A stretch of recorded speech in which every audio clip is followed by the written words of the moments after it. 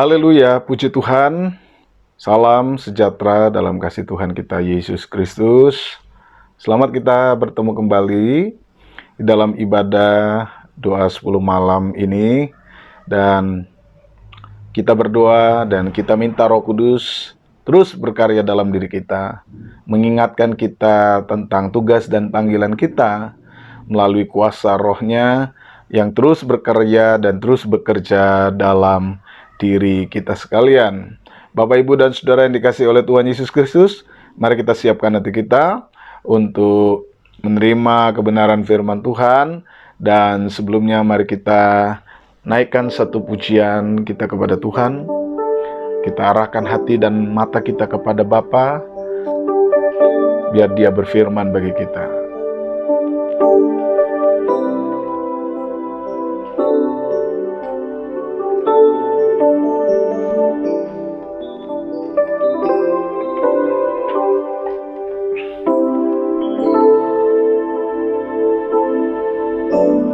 Mataku tertuju padamu, segenap hidupku ku serahkan padamu.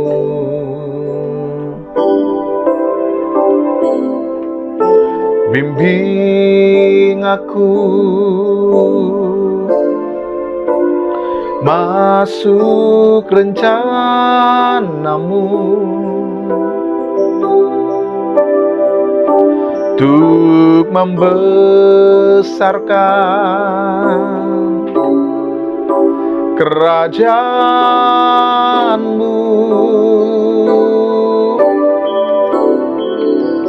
Ku mau mengikuti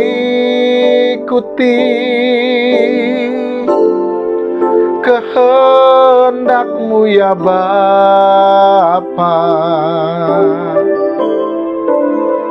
Ku mau selalu menyenangkan hati-Mu.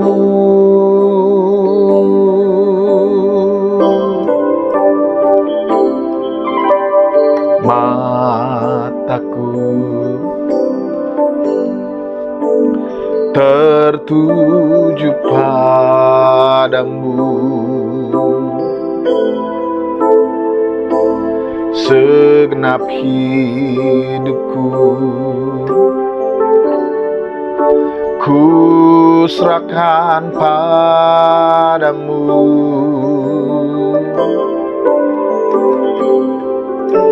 Bimbing aku masuk rencanamu, untuk membesarkan kerajaanmu.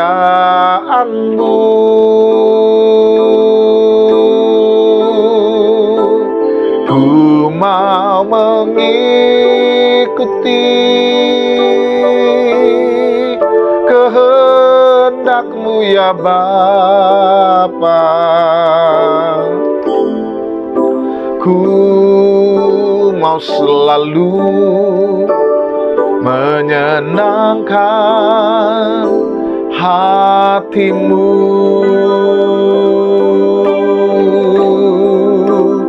Ku mau mengikuti kehendak-Mu ya Bapa. Ku mau selalu menyenangkan hati-Mu.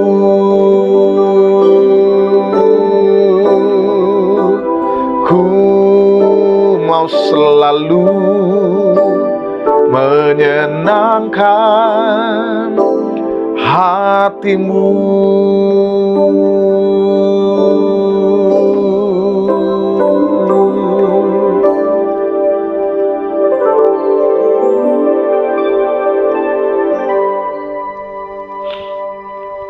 Mari kita bersatu di dalam doa. Bapa, di dalam nama Tuhan kami, Yesus Kristus, hati kami mengucap syukur, hati kami berterima kasih, karena Tuhan sungguh baik dalam hidup kami. Pemeliharaan-Mu dari hari lepas hari kami nikmati, kami rasakan sampai hari ini. Kalau kami ada, kami dapat bernafas, kami dapat hidup, ini semua karena kemurahan Tuhan. Bapa, sebentar kami akan belajar dari firman-Mu. Sebentar kami akan mendengarkan firman-Mu. Mari Engkau pimpin kami. Mari Engkau sertai kami. Roh yang kudus itu mengingatkan kami tentang siapa kami dan apa tugas panggilan kami di dalam karya pimpinan Roh Kudus itu. Berkati pemberitaan firman-Mu. Berkati setiap anak-anak-Mu yang mendengarkan, dimanapun mereka berada. Di dalam nama Tuhan Yesus Kristus, kami sudah berdoa dan mengucap syukur padamu. Haleluya. Amin. Puji Tuhan, Bapak, Ibu, dan Saudara yang dikasihi oleh Tuhan Yesus Kristus. Hari ini kembali kita akan belajar dari firman Tuhan di dalam tema yang berkaitan dengan Roh Kudus. Dan hari ini kita akan belajar lagi dari beberapa ayat firman Tuhan yang saya ambil dari pembacaan Injil Lukas pasal yang keempat, mulai ayat yang ke-16 sampai ayat yang ke-21. Injil Lukas pasal 4, mulai ayat 16 sampai ayat yang ke-21. Demikian pembacaan firman Tuhan. Ia datang ke Nazaret, tempat ia dibesarkan, dan menurut kebiasaannya pada hari Sabat ia masuk ke rumah ibadat, lalu berdiri hendak membaca dari Alkitab. Kepadanya diberikan kitab Nabi Yesaya, dan setelah dibukanya ia menemukan nas di mana ada tertulis, Roh Tuhan ada padaku, oleh sebab ia telah mengurapi aku untuk menyampaikan kabar baik kepada orang-orang miskin. Dan ia telah mengutus aku untuk memberitakan pembebasan kepada orang-orang tawanan dan penglihatan bagi orang-orang buta, untuk membebaskan orang-orang yang tertindas, untuk memberitakan tahun rahmat Tuhan telah datang. Kemudian ia menutup kitab itu, memberikannya kembali kepada pejabat, lalu duduk, dan mata semua orang dalam rumah ibadat itu tertuju kepadanya. Lalu ia mulai mengajar mereka, katanya, pada hari ini genaplah nas ini sewaktu kamu mendengarnya. Puji Tuhan. Bapak, Ibu, dan Saudara yang dikasihi oleh Tuhan Yesus Kristus, di dalam pemahaman kita tentang Roh Kudus, pemahaman kita tentang kerja Roh Allah di dalam kehidupan gereja Tuhan, kadangkala seringkali tanpa kita sadari memecah sebuah fokus yang sebenarnya menjadi perhatian dari pekerjaan Roh Kudus itu, di mana Allah melalui pekerjaan Roh Kudusnya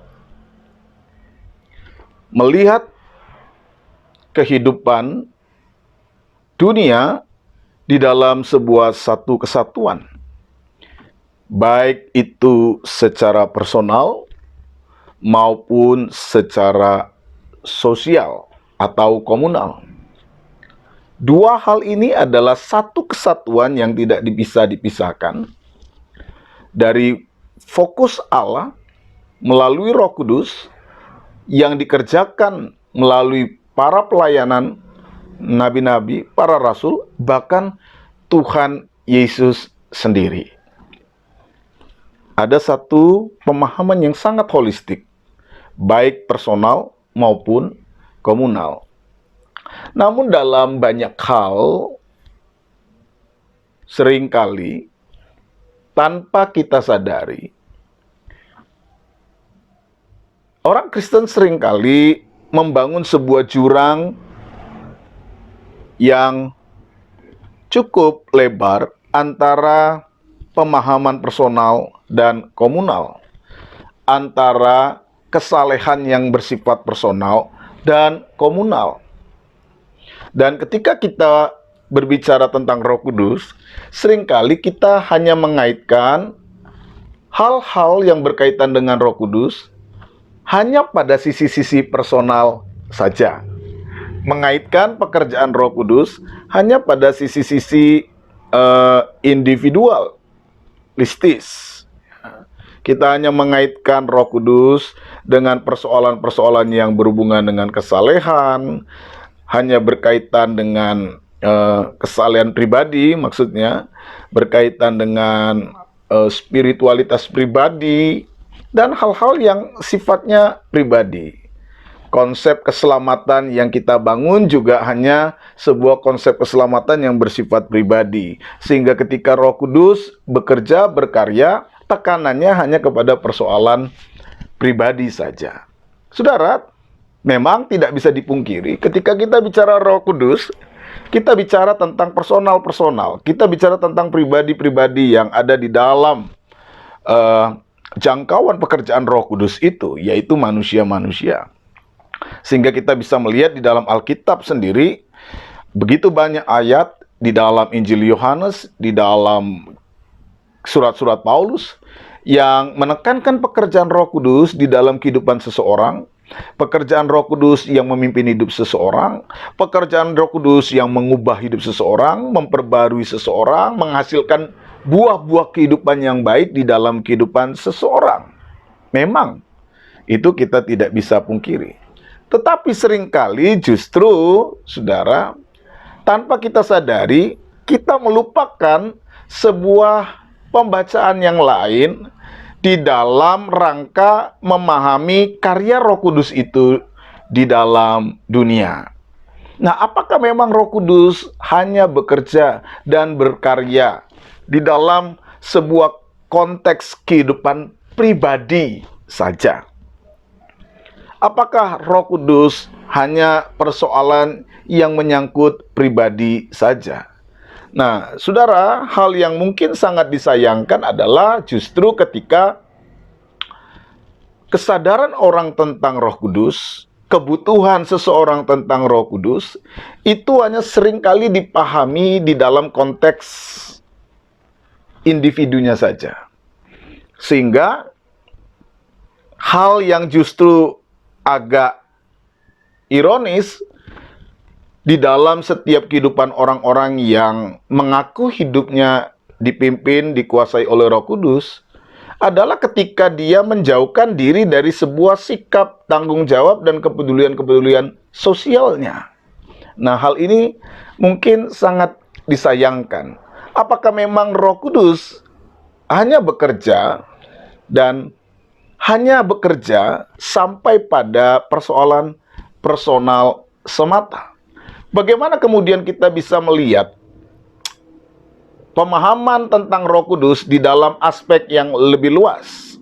Apakah ada dasar untuk kita memahami pekerjaan Roh Kudus sehingga setiap individu-individu yang telah dijamah, yang telah diurapi oleh Roh Kudus, bergerak keluar untuk membangun sebuah kualitas kehidupan bersama yang jauh lebih baik. Nah, Bapak, Ibu, dan Saudara yang dikasihi oleh Tuhan Yesus Kristus, di dalam rangka itulah saya ingin mengajak kita semua untuk memperhatikan bagaimana sebenarnya Yesus sendiri memahami pekerjaan Roh Kudus di dalam rangka membangun sebuah kualitas kehidupan manusia, dalam sebuah kualitas kehidupan komunal, di dalam sebuah kualitas kehidupan sosial yang jauh lebih baik. Dan nas itu saya dasarkan kepada pembacaan Injil Lukas yang sangat kuat, sangat begitu concern menyampaikan hal-hal yang berkaitan dengan pekerjaan Roh Kudus di dalam kehidupan Yesus maupun di dalam kehidupan orang-orang percaya.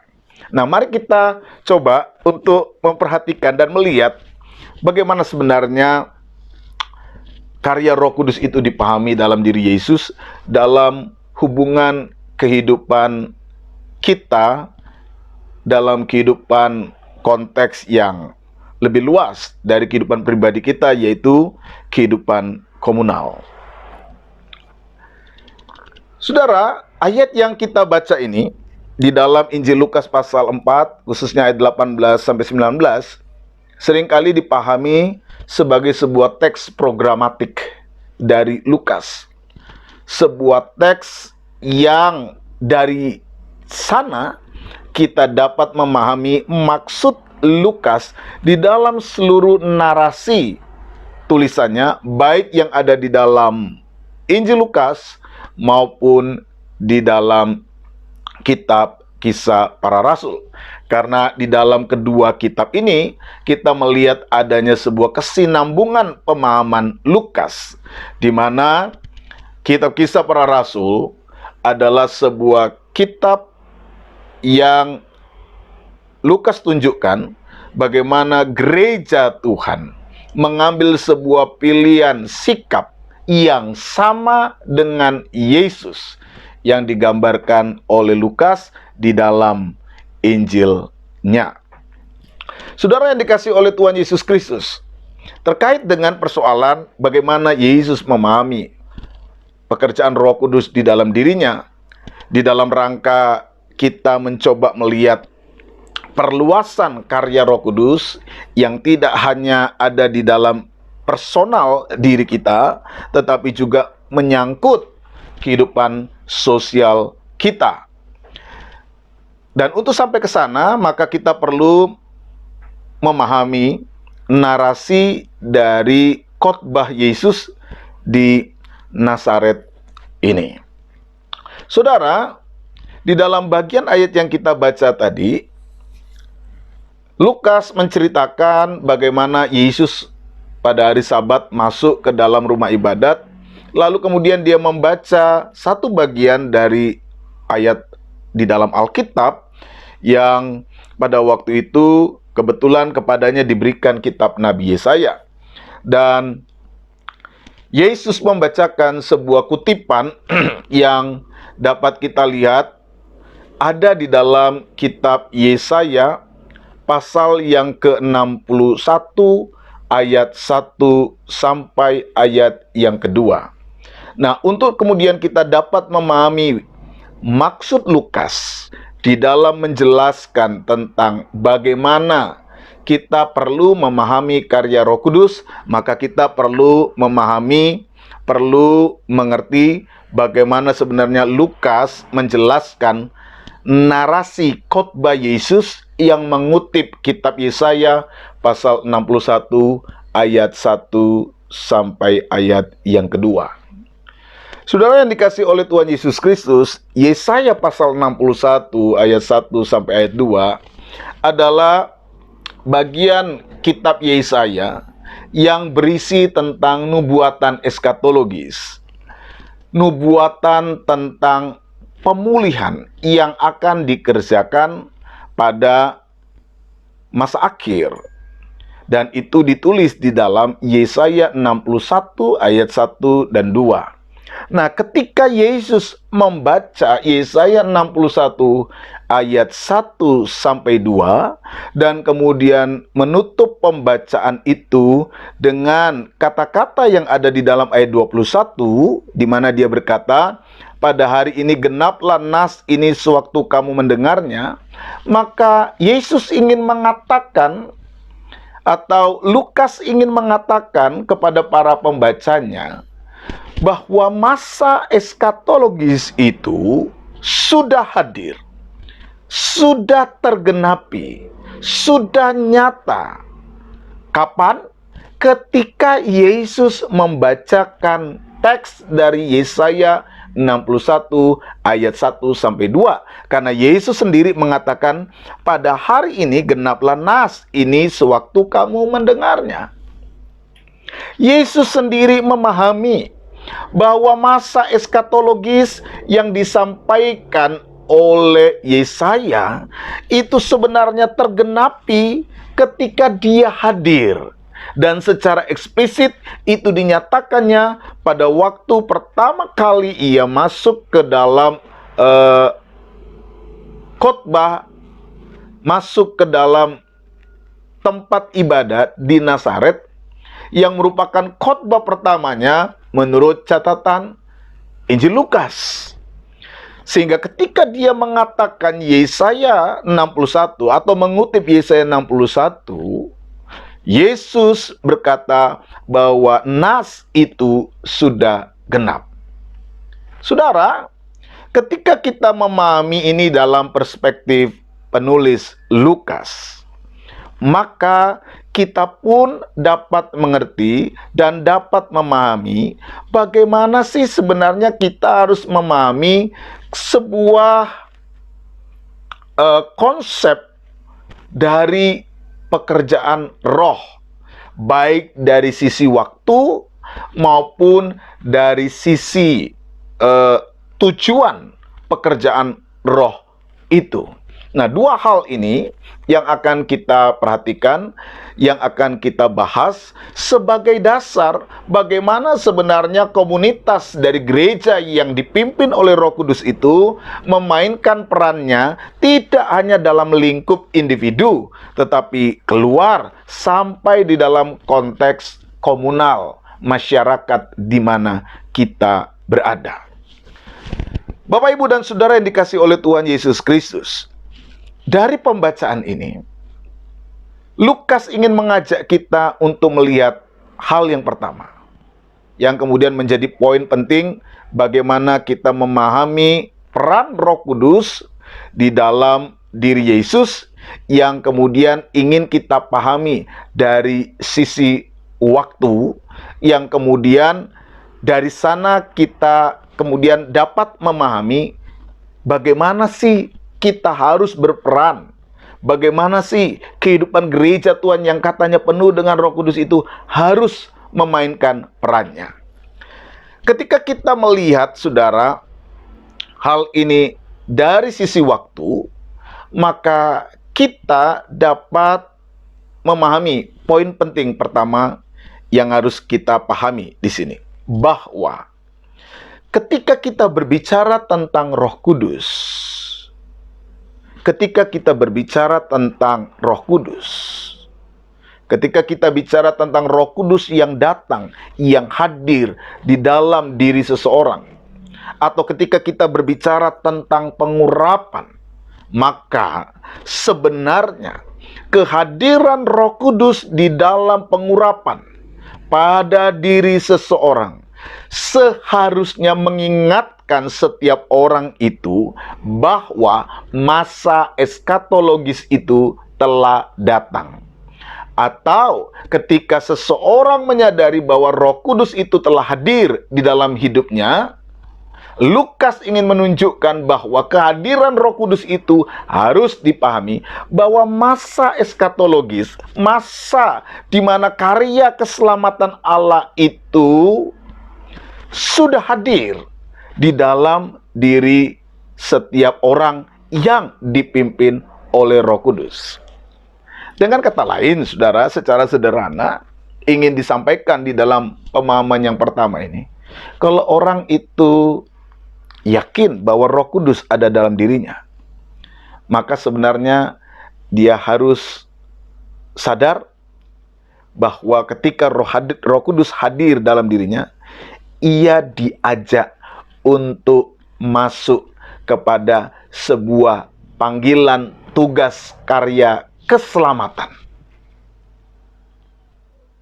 Bagaimana memahami karya keselamatan itu dari sisi waktu? Nah, biasanya, saudara, ketika kita berbicara tentang karya keselamatan, seringkali kita menghubungkan karya keselamatan itu sebagai sesuatu yang akan terjadi nanti, di masa depan. Ya, sesuatu yang futuristik di masa depan.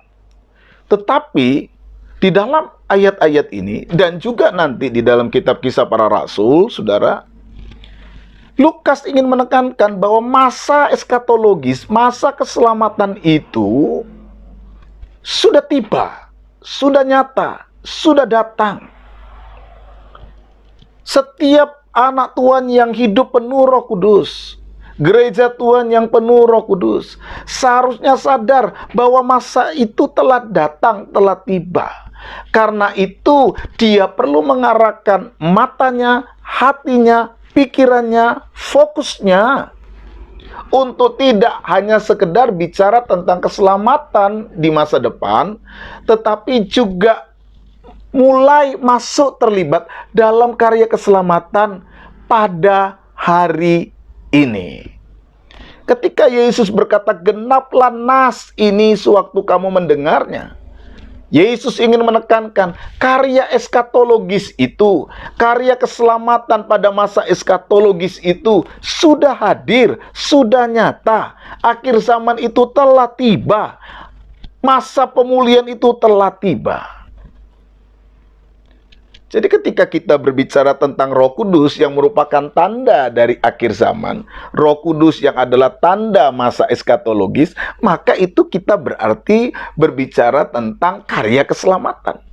Sehingga orang-orang yang hidup di dalam roh, mereka yang penuh dengan roh, mereka yang bekerja di dalam Roh Kudus, seharusnya mulai sadar dan terpanggil untuk kemudian mengarahkan hatinya, pikirannya, visinya, pelayanan untuk menghadirkan keselamatan Allah di dalam konteks hidup di dunia ini. Bukan cuma nanti, ya, tetapi mulai di sini. Waktu itu telah tiba. Konsep keselamatan tidak hanya kita bicarakan dalam konteks nanti, tetapi juga konteks hari ini.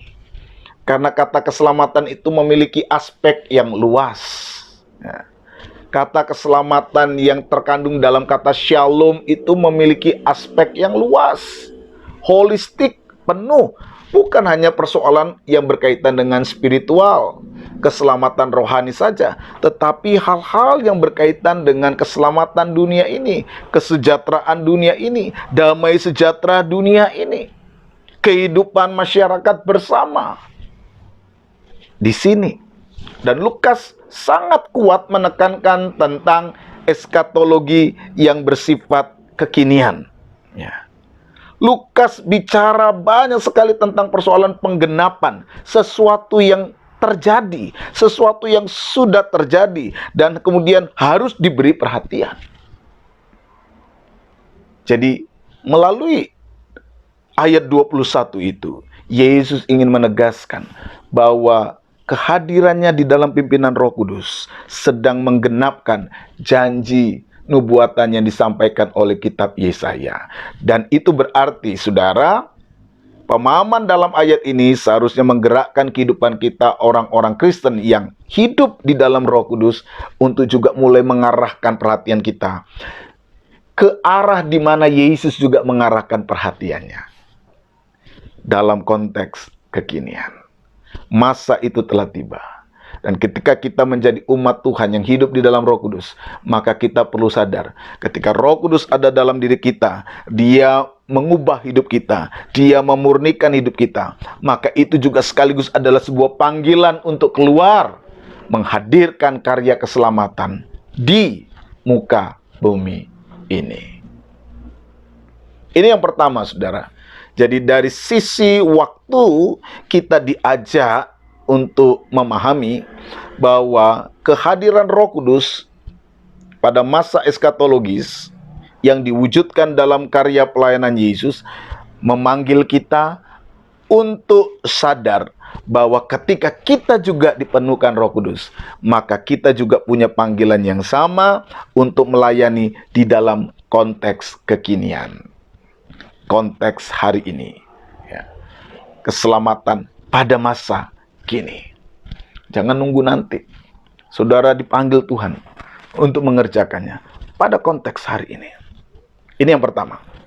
Yang kedua, saudara, ketika kita berbicara tentang Roh Kudus, beranjak dari pemahaman Yesus terhadap nas Yesaya pasal 61 ayat 1 dan 2 ini, Yesus ingin mengarahkan bahwa pekerjaan pengurapan dari Roh Allah di dalam diri seseorang, yang di dalam ayat ini ditandai di dalam diri Yesus, akan menggerakkan seseorang untuk terlibat langsung, terlibat, hadir, masuk di dalam sebuah upaya restorasi kehidupan sosial.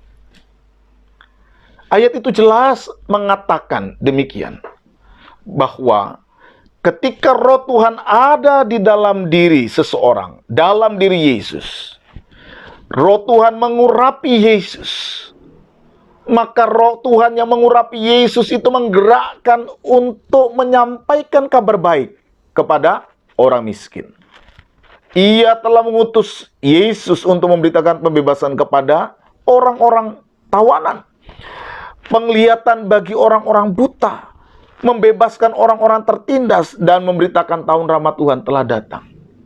Roh Kudus yang bekerja di dalam pengurapan pada diri seseorang akan membawa seseorang itu untuk kemudian memiliki cara pandang baru terhadap kehidupan yang ada di sekitarnya, dalam kehidupan sosialnya, dalam kehidupan komunalnya.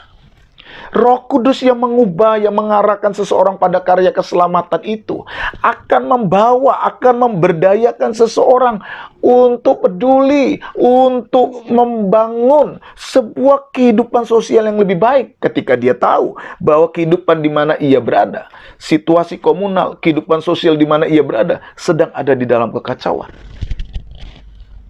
Saudara lihat, teksnya itu jelas sekali. Pengurapan Tuhan itu bukan hanya sekedar bicara tentang persoalan individu. Pengurapan Tuhan bukan hanya bicara tentang persoalan kesalehan personal, tetapi pengurapan Tuhan yang sudah memperbaiki, yang sudah memperbarui hidup seseorang, yang memperlengkapi hidup seseorang, itu akan mengarahkan dia kepada sebuah kesadaran untuk membangun kesalehan yang bersifat sosial, kesalehan yang bersifat komunal, kepedulian sosial, kepedulian kepada masyarakatnya, kepedulian kepada lingkungannya, kepedulian di mana ia harus membangun sebuah peran untuk merestorasi kehidupan sosial di mana ia berada. Konteks orang miskin, orang tawanan, orang buta, tertindas pada masa Yesus ini adalah orang-orang yang termarginal, orang-orang yang terpinggirkan, korban sebuah keadaan sosial yang tidak baik. Yesus tampil.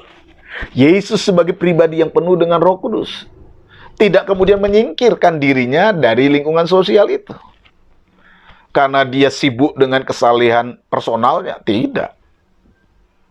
Orang yang penuh Roh Kudus, orang yang diurapi Roh Kudus, bukan menjadi orang yang menarik diri dari kehidupan sosialnya, tetapi orang yang penuh Roh Kudus, orang yang hidupnya dibentuk oleh Roh Kudus, justru akan terpanggil untuk menghadirkan karya keselamatan itu di dalam wujud membangun sebuah restorasi sosial sebagai wujud kepedulian sosial yang lahir dari pekerjaan Roh Kudus. Roh Kudus akan menggerakkan seseorang untuk dapat menjadi saksi-saksi Tuhan yang luar biasa bagi masyarakatnya. Bapak, Ibu, dan Saudara yang dikasihi oleh Tuhan Yesus Kristus, ketika kita sadar bahwa kita penuh Roh Kudus, ya, pribadi kita dibentuk oleh Tuhan. Hati kita dibentuk oleh Tuhan. Tuhan memberikan kepada kita karunia-karunia. Tuhan memberikan kita pengurapan. Tapi tidak cukup sampai di situ. Tidak cukup sampai di situ. Roh Kudus yang ada dalam diri kita, yang mengubah hidup kita, akan membawa kita menjadi saksi. Dan inilah pesan Tuhan. Ya, murid-murid diminta untuk menunggu kuasa yang akan dikerjakan oleh Roh Kudus untuk menjadi saksiku dengan segala macam model bentuk pelayanan. Ya, dengan segala macam model bentuk pelayanan.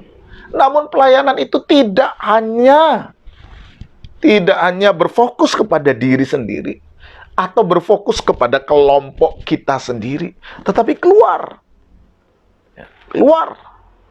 menjadi saksi. Dan saudara lihat, salah satu kualitas buah dari pekerjaan kuasa Roh Kudus pada Kisah Rasul pasal 2 adalah bukan saja membawa murid-murid penuh kuasa di dalam pelayanan kesaksian, khotbah, pelayanan spiritualnya yang seringkali dilihat sebagai pelayanan gerejawi, agamawi. Tapi saudara lihat kesaksian hidup dalam konteks sosialnya. Kisah pasal 2 ayat 41 sampai 47 menjelaskan bagaimana kemudian Roh Kudus membentuk gereja perdana menjadi sebuah komunitas yang sangat peduli dengan masyarakatnya. Mereka peduli dengan lingkungannya. Mereka peduli dengan orang-orang yang tersingkirkan. Mereka peduli dengan apa yang ada di sekelilingnya. Ini kesaksian dari orang yang penuh Roh Kudus.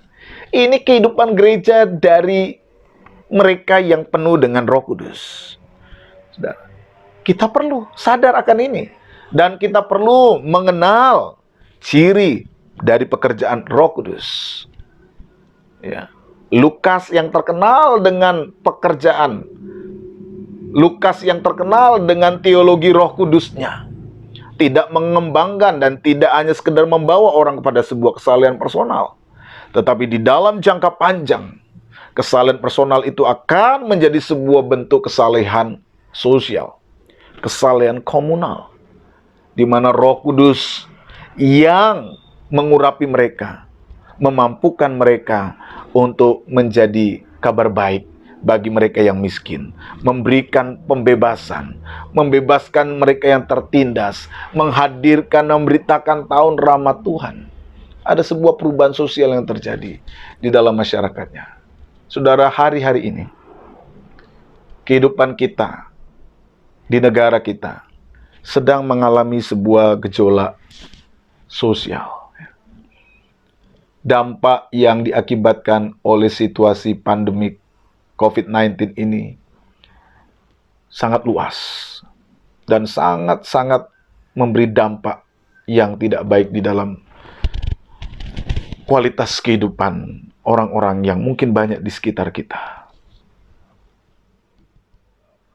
Bagaimana sebenarnya kehidupan gereja yang penuh Roh Kudus menyikapi hal ini? Apa yang sebenarnya perlu diperjuangkan? Apa yang sebenarnya perlu dilakukan oleh gereja yang katanya penuh dengan Roh Kudus?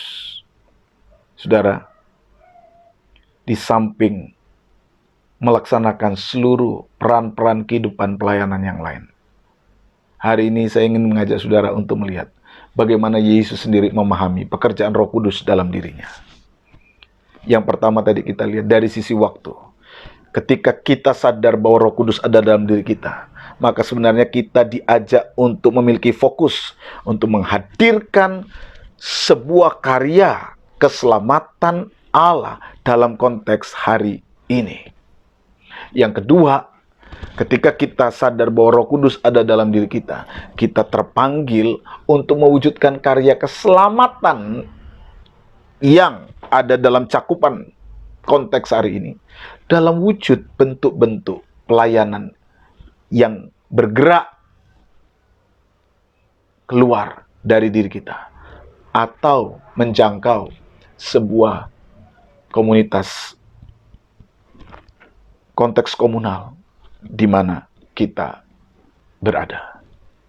Saudara, gereja yang penuh Roh Kudus adalah gereja yang bukan hanya sibuk untuk membangun dirinya sendiri, tapi gereja yang penuh Roh Kudus adalah gereja yang juga keluar, gereja yang hadir, menghadirkan sebuah perubahan sosial dimanapun ia berada. Apa yang bisa ia perbuat, apa yang bisa ia kerjakan, apa yang bisa ia lakukan, bagaimana wujudnya, apakah itu melalui pelayanan-pelayanan yang didasarkan kepada karunia-karunia Roh Kudus, lakukanlah. Roh Kudus bisa mengerjakan itu. dengan bentuk-bentuk pelayanan supranatural, lakukanlah. Tapi saya yakin juga Roh Kudus juga bisa bekerja dengan hal-hal yang bersifat natural. Apa yang saudara dapat lakukan bagi masyarakatmu? Apa yang saudara dapat lakukan bagi komunitas? Kerjakanlah. Karena itu juga adalah fokus dari pekerjaan Roh Kudus di dunia ini. Saudara yang dikasihi oleh Tuhan Yesus Kristus, mari kita membangun peran. Mari kita membangun sebuah fungsi yang jelas dalam diri kehidupan kita. Bahwa sebagai orang yang hidup dan penuh dengan Roh Kudus, kita tidak hanya terpanggil untuk mengejar keselamatan spiritual kita nanti, tetapi kita juga perlu mengejar karya keselamatan dalam konteks kekinian, yaitu menjadi berkat bagi masyarakat kita. Nilai keselamatan jangan cuma direduksi hanya sekedar sebuah keselamatan yang bersifat spiritual. Karya keselamatan harus kita bangun di dalam konteks yang penuh. Saudara, kata shalom yang ada di dalam perjanjian lama, yang seringkali kemudian diterjemahkan sebagai kata keselamatan di dalam bahasa Indonesia, itu memiliki pengertian yang cukup luas. Yang pertama, kata shalom itu mengandung pengertian keselamatan secara spiritual tadi, keselamatan rohani. Namun yang kedua, kata shalom juga menyangkut keselamatan dalam pengertian relasional. Ya, relasional antara satu dengan manusia lainnya, antara satu orang dengan seorang lainnya. Orang yang hidup dalam keselamatan Allah, dia akan dibangun untuk memiliki relasi yang baik. Yang kedua, yang ketiga, saudara, kata shalom itu memiliki pengertian yang berhubungan dengan moralitas. Bahwa nilai keselamatan itu berhubungan dengan pembaruan moralitas. Pembaruan moralitas. Bahwa Allah bekerja dan berkarya juga untuk memperbaiki kehidupan moral seseorang. Jadi kata shalom juga kadang-kadang dipakai di dalam konteks yang berkaitan dengan moralitas. Yang keempat, saudara, kata shalom juga berkaitan dengan pemeliharaan secara ekonomi. Jadi kata shalom yang seringkali diterjemahkan kata keselamatan, itu juga seringkali dipakai di dalam konteks bagaimana pemeliharaan Allah secara ekonomi. Ya, kata shalom itu. Dan yang terakhir, yang kelima, kata shalom juga menyangkut tentang persoalan yang berkaitan dengan ekologi, keselamatan atas alam ini. Sehingga kalau kita bicara tentang karya keselamatan secara utuh, saudara, sebenarnya karya keselamatan itu tidak hanya sekedar menyangkut persoalan keselamatan yang bersifat spiritual. Gereja, sebagaimana yang Yesus lakukan juga, kita perlu masuk di dalam seluruh karya keselamatan yang holistik itu. Ketika saudara dan saya tampil sebagai anak-anak Tuhan yang memperjuangkan, menghadirkan karya keselamatan itu di dalam dunia, maka salah satu bagiannya adalah bagaimana kemudian kita menghadirkan sebuah karya keselamatan, nilai-nilai kerajaan Allah di dunia ini. Jadi, nilai-nilai kerajaan Allah itu adalah nilai-nilai keselamatan yang Allah ingin bawa dalam diri kita. Dan Roh Kudus sedang mengerjakan nilai-nilai kerajaan Allah itu lewat kehidupan anak-anaknya. Salah satunya adalah bagaimana kita membangun sebuah kualitas kehidupan komunal yang lebih baik. Mari kita berperan, mari kita membangun kehidupan kita untuk menciptakan sebuah kualitas kehidupan masyarakat yang lebih baik di sekitar kita. Apapun yang kita dapat kerjakan dan kita dapat berbuat, lakukanlah. Sebagaimana Roh Kudus mengurapi Yesus untuk membawa dirinya pada fokus terhadap mereka yang termarginal. Mari, hal yang sama juga terpanggil dalam kehidupan gereja Tuhan, yaitu saudara dan saya hari ini, untuk menghadirkan sebuah karya keselamatan bagi masyarakat di mana kita berada. Apa yang kita bisa lakukan? Kerjakanlah. Itu adalah panggilan Roh Kudus di dalam diri kita. Tuhan kiranya memberkati kita sekalian. Haleluya, puji Tuhan. Mari kita naikkan satu pujian yang berkata, berikanku hati seperti hatimu.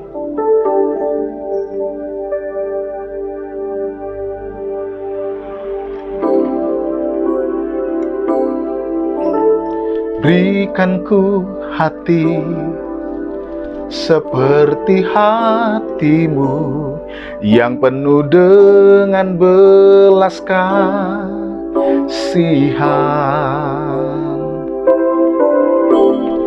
Berikan ku mata seperti matamu, memandang tuaian di sekelilingku. Berikan ku tanganmu untuk melakukan tugasmu. Berikan ku kakimu melangkah dalam rencanamu. Berikan ku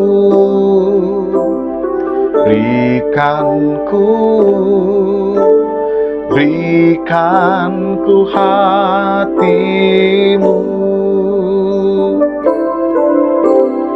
Berikan ku hati seperti hatimu, yang penuh dengan belas kasihan.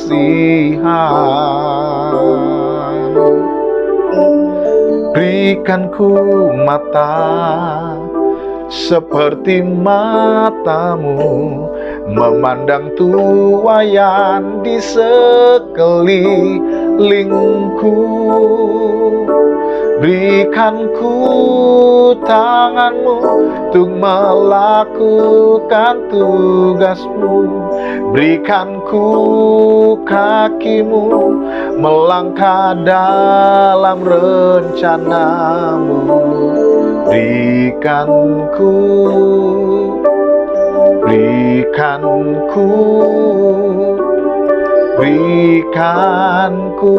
hatimu. Berikan ku tanganmu untuk melakukan tugasmu. Berikan ku kakimu melangkah dalam rencanamu. Berikan ku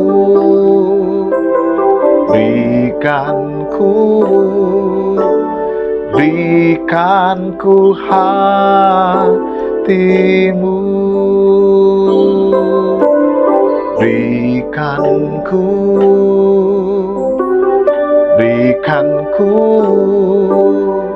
Berikan ku hatimu.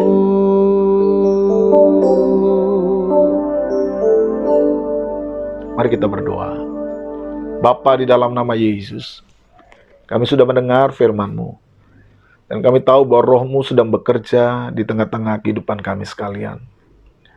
Terima kasih buat apa yang Kau ajarkan buat kami, bahwa Roh Kudus yang bekerja di dalam diri kami, yang membentuk dan mengubah kami, yang senantiasa membawa hidup kami hidup di dalam kebenaran firman-Mu, adalah Roh yang juga bekerja dan mendorong kami untuk menghadirkan karya keselamatan Allah di dalam dunia di mana kami berada.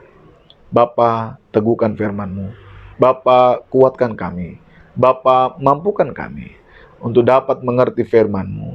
Biarkanlah firman-Mu itu betul-betul menggugah kami untuk mengambil sebuah tanggung jawab sosial dimanapun kami berada, di lingkungan masyarakat manapun kami berada.